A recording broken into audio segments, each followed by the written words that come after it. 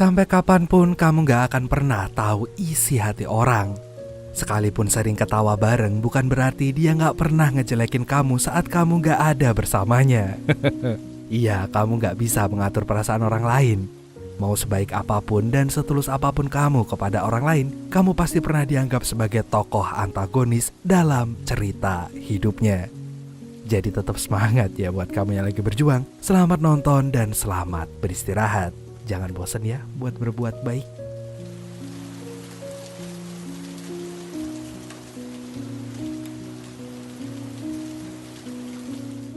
Suatu hari seorang cowok bernama Nick memesan kamar hotel atas nama Walker di nomor 25 lantai 21. Sesaat setelah memasuki kamar hotelnya, Nick melihat seisi ruangan, menyantap makanannya sebentar, lalu mengelap satu persatu barang apapun yang ia sentuh, dan menuliskan sebuah surat.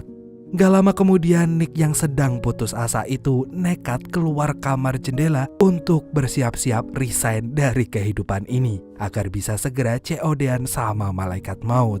Seorang ibu-ibu yang melihatnya dari bawah otomatis langsung berteriak heboh dan langsung memanggil para polisi melalui panggilan darurat.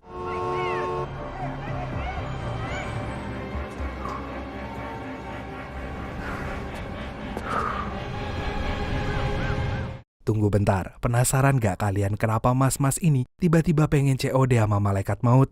Oke, kita kembali ke sebulan yang lalu. Jadi sebulan sebelumnya, Nick lagi-lagi harus menelan kenyataan pahit lantaran permintaan bandingnya kembali ditolak oleh pihak pengadilan.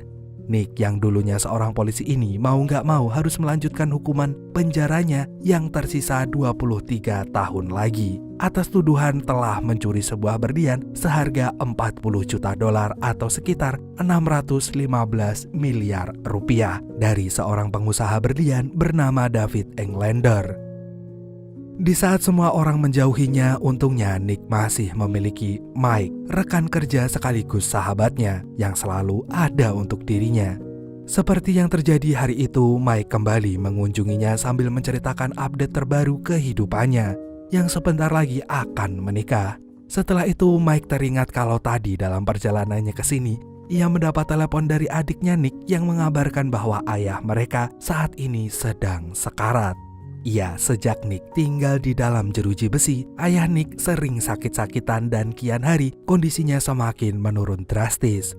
Tapi Nick gak perlu khawatir, nanti apapun caranya Mike akan membantu Nick supaya bisa diizinkan keluar sebentar untuk menjenguk ayahnya. Namun semuanya udah terlambat, Nick sekarang telah kehilangan sang ayah untuk selama-lamanya.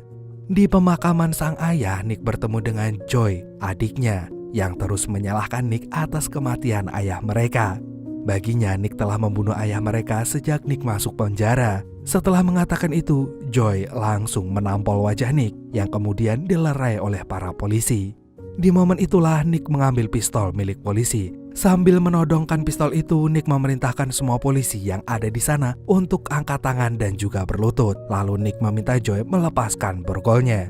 Begitu borgolnya terlepas, Nick pun kabur.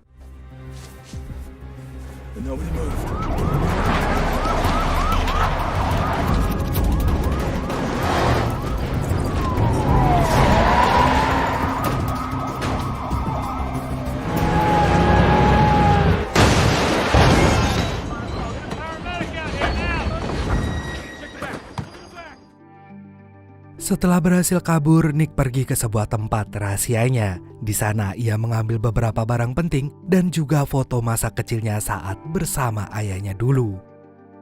Dan disinilah Nick sekarang di atas balkon hotel lantai 21. Dalam sekejap para polisi dan petugas kebakaran pun mulai berdatangan.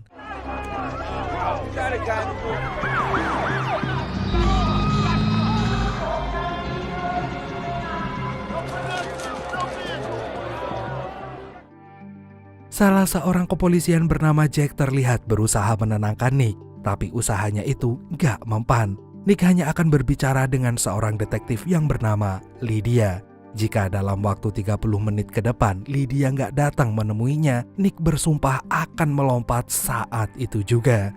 Sewaktu Jack melaporkannya ke atasannya yang bernama Dante tentang keinginan Nick barusan, ia tanpa sengaja menemukan surat yang Nick tulis sebelumnya. Dalam surat itu Nick berpesan, dia akan meninggalkan dunia ini seperti dia pertama kali datang ke sini tanpa memiliki dosa sama sekali. Dante yang mengetahuinya sontak kalang kabut. Ia lantas meminta Jack mendapatkan sidik jari Nick dan segera menghubungi Lydia. Sementara Dante sendiri meminta anak buahnya yang lain untuk mengumpulkan semua data orang yang bernama Walker. Di sisi lain, waktu Lydia dihubungi oleh Jack, ia terlihat sangat berat hati meninggalkan kasur empuknya itu. Padahal ia baru mau istirahat, tapi lagi-lagi pekerjaan kembali mengganggunya.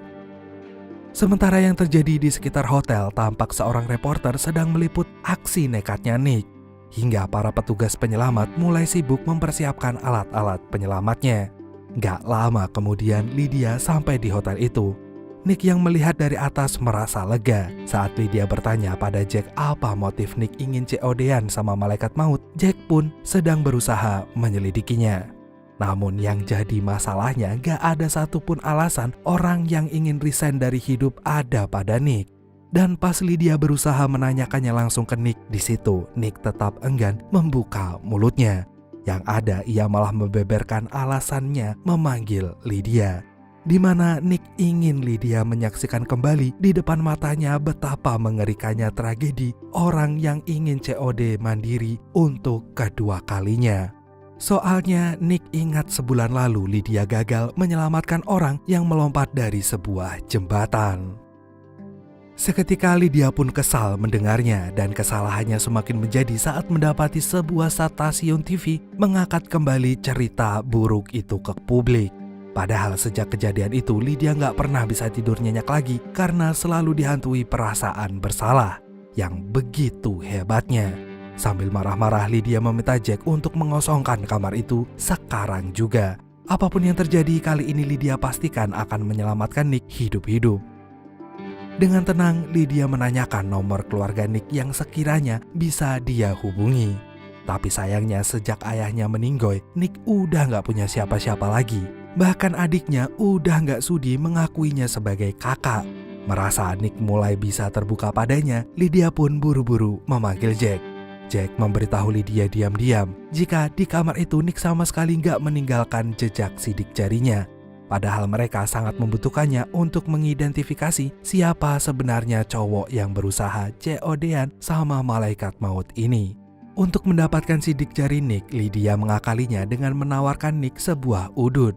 Awalnya Nick menolaknya, tapi melihat Lydia ngudut lebih dulu, Nick pun mau gak mau nyebat juga. Dan gak lama kemudian Lydia pun menyerahkan puntung udut itu kepada Jack. Selagi sidik jarinya Nick diproses, Lydia ngajakin ngobrol Nick. Sialnya sebuah helikopter dari sebuah stasiun TV nekat menyorot wajah Nick dari dekat hingga membuat tubuh Nick hampir melayang. Setelah berhasil mendapatkan full wajah Nick, stasiun TV itu langsung menyiarkannya ke publik. Mike yang melihatnya langsung menelpon rekan kerjanya yang lain untuk memastikan kebenaran berita tersebut.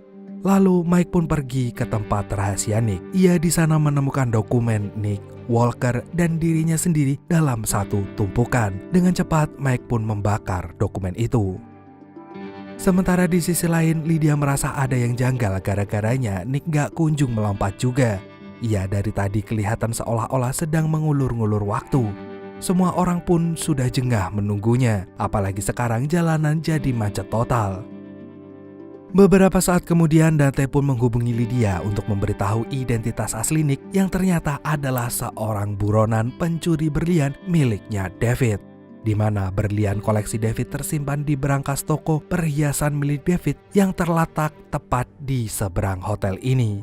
Sambil kesal Lydia pun membeberkan fakta itu pada Nick. Sekarang Nick udah gak bisa berkilah lagi. Karena udah terpojok, Nick pun mengaku bahwa aksinya yang ingin bunuh ini hanyalah sebuah pengalihan isu agar orang-orang gak menyadari jika Joy dan kekasihnya Joy yang bernama Angie sedang menyusup masuk ke tempat penyimpanan berlian David untuk membuktikan Nick gak bersalah sama sekali. Jadi waktu pemakaman itu, Nick dan Joy sebenarnya bersekongkol agar Nick bisa kabur.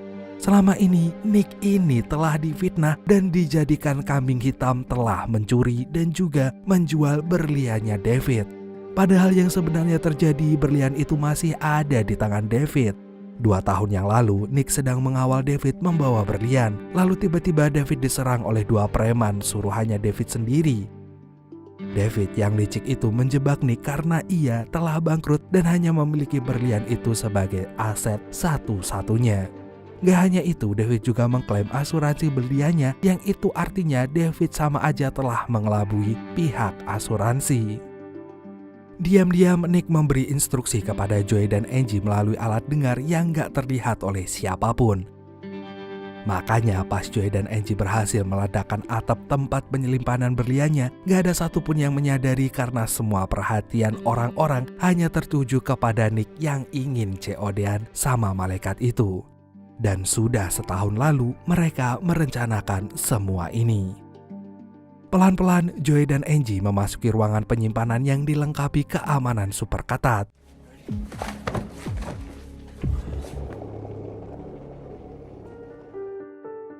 Setelah itu, Joey mencetak foto keadaan sekitar untuk kemudian ditempelkan di kamera CCTV.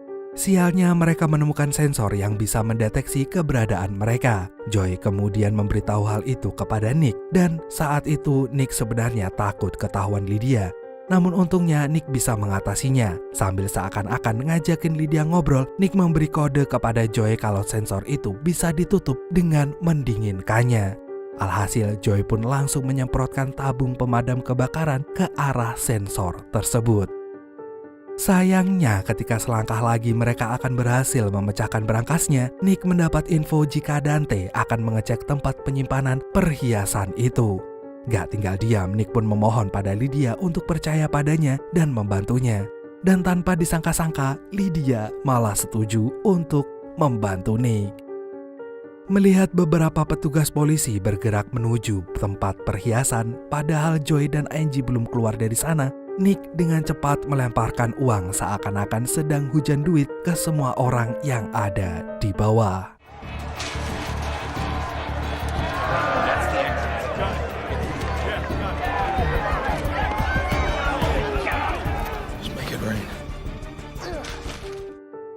Untungnya saat petugas polisi itu masuk, Joey dan Angie berhasil bersembunyi. Di saat si pengawas memasukkan nomor sandinya, Joey langsung mencatatnya di lengannya. Kebetulan tadi mereka sempat memasang kamera kecil di sekitar berangkasnya. Sementara itu, Dante mendatangi Lydia. Jika dalam waktu 15 menit lagi Lydia gak mampu membujuk Nick, Dante sendiri yang akan mengirim tim penyergap untuk mengamankan Nick. Lydia kemudian memberitahu kabar itu kepada Nick, dan Nick kembali meyakinkan Lydia bahwa ia bukanlah seorang penjahat. Malah yang seharusnya ditangkap bisa berkeliaran bebas sekarang, kayak para koruptor. Karena setahun Nick, David menyuap beberapa polisi agar ia bisa membeli hukum. Rasanya sebuah keadilan teramat sangat mahal harganya sampai-sampai Nick terpaksa berbuat nekat seperti ini. Lydia pun melaporkan apa yang Nick katakan barusan kepada Dante. Namun Dante meminta Lydia untuk fokus aja dengan tugasnya. Ia sampai kapanpun gak akan percaya omongan Nick tersebut. Di sisi lain, sebuah stasiun TV kembali menayangkan berita yang mengungkapkan identitas asli Nick. Dan di luar dugaan, masyarakat kini balik berbondong-bondong untuk mendukung Nick. Bagi mereka, rakyat kecil akan selalu menderita dan menjadi korban dari orang kaya yang kebal hukuman. Gak berselang lama, Mike datang dan meminta izin pada Lydia untuk menemui Nick. Tapi dengan tegas Lydia melarangnya. Ia takut Mike adalah salah satu antek dari David. Meski beribu kali Mike bilang kalau ia rekan kerja sekaligus sahabatnya Nick, mau gak mau Mike pun menuruti keputusan Lydia. Lalu datanglah seorang pelayan bernama Paul yang ingin memberi Nick makanan. Dengan senang hati, Nick pun menyambut makanan itu. Sambil menyantap makanannya, Nick kembali memantau aksi Joey dan juga Angie, di mana saat ini Angie merasa ingin menyerah saat memasuki sebuah lubang yang sempit. Nick pun sontak menyemangati Angie sambil mendengarkan suara masyarakat yang sedang mendukung mereka sekarang. Dan Angie pun berhasil melewatinya. Namun yang terjadi kendalanya sekarang, Angie harus memotong kabel berwarna merah. Karena pencahayaannya yang kurang, semua kabel itu pun terlihat berwarna merah semua. Jika Angie salah memotong kabelnya, maka alarm akan berbunyi dengan kencang. Angie kemudian memotong kabelnya mengikuti kata hatinya dan syukurlah ia memotongnya dengan benar. Mereka pun lalu berusaha membobol berangkasnya dan gak butuh waktu lama, berangkas itu pun terbuka. Ada banyak sekali berlian mewah di dalam sana. Sayangnya mereka gak menemukan berlian yang sedang mereka cari. It's gotta be here, right? Checking these. Sementara yang terjadi dengan Lydia, Dante meminta untuk meninggalkan TKP karena tim penyergap akan datang. Bukannya menuruti perintah atasannya, Lydia malah nekat keluar dari jendela dan menyusul berdiri di sebelahnya Nick. Saat itu Nick sedang mendapat kabar dari Joy kalau berliannya nggak ada di berangkas. Tanpa panik sedikit pun, Nick meminta Joy menjalankan plan B mereka. Dengan cepat Joy menghidupkan alarm di berangkas tersebut supaya perhatian semua orang teralihkan ke sana. Dan David pasti segera mengamankan berlian yang disembunyikannya itu, yang ternyata David simpan di berangkas lain. Waktu David kembali ke kantornya, Joy dan Angie telah lama menunggunya. Sambil menodongkan pistol tanpa basa-basi, Joy meminta David menyerahkan berliannya itu. Jika David menolak, Joy akan senang hati untuk mempertemukannya dengan malaikat maut. Takut dengan ancaman itu, David langsung menyerahkan berliannya. Joy pun kemudian memborgol tangan David dan meninggalkannya begitu aja. Di lobi hotel, Joy secara sembunyi-sembunyi menitipkan berlian itu kepada Paul. Di tempat lain, Lydia mencoba menelpon badan internal untuk mencari informasi siapa saja polisi yang terlibat menerima suap dari David. Dan rupanya ada 3 orang polisi yang terlibat. Mereka adalah Walker, Dante, dan juga Mike. Mike yang melihat Lydia sedang lengah segera menyelinap masuk menemui Nick. Walau Mike jutaan kali mengajaknya untuk ikut pergi bersamanya, Nick dengan tegas menolaknya. Ia tahu Mike telah mengkhianatinya. Dan di waktu yang bersamaan, Dante menurunkan tim penyergap. Secepat kilat, Nick pun langsung melarikan dirinya.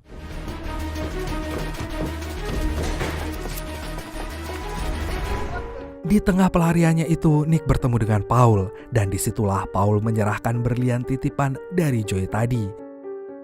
Namun nyatanya tim penyergap belum juga lelah mengejar Nick, dan dengan sangat terpaksa Nick loncat dari jendela. Kini Nick sedang berusaha payah memanjat dinding hotel seperti Spider-Man. Sampai akhirnya Nick berhasil memanjat ke rooftop hotel. Lelah terus-terusan dikejar, Nick kemudian menyerah dan gak lama kemudian Dante pun datang. Begitupun dengan David yang datang sambil menyeret Joy yang wajahnya udah babak belur. Dia pun mengancam Nick jika Nick gak menyerahkan berliannya, maka Nick harus bersiap menyaksikan Joy terlempar ke bawah. Karena gak ada pilihan lain dan Nick lebih sayang nyawa adiknya itu, Nick pun akhirnya menyerahkan berlian itu kepada David. Setelah mendapatkan apa yang diinginkannya, David pun memerintahkan Dante untuk menghabisi Nick dan juga Joy. Ketika Dante akan menembak Nick, Mike lebih dulu menembak Dante bertubi-tubi. Meski begitu, Dante masih sempat membalas tembakan itu hingga membuat Mike terluka parah juga. Mike pun melakukan hal tersebut adalah sebagai permintaan maafnya kepada Nick. Maaf karena ia nggak tahu kalau Nick udah dijebak. Dan setelah minta maaf, Mike pun menghembuskan nafas terakhirnya.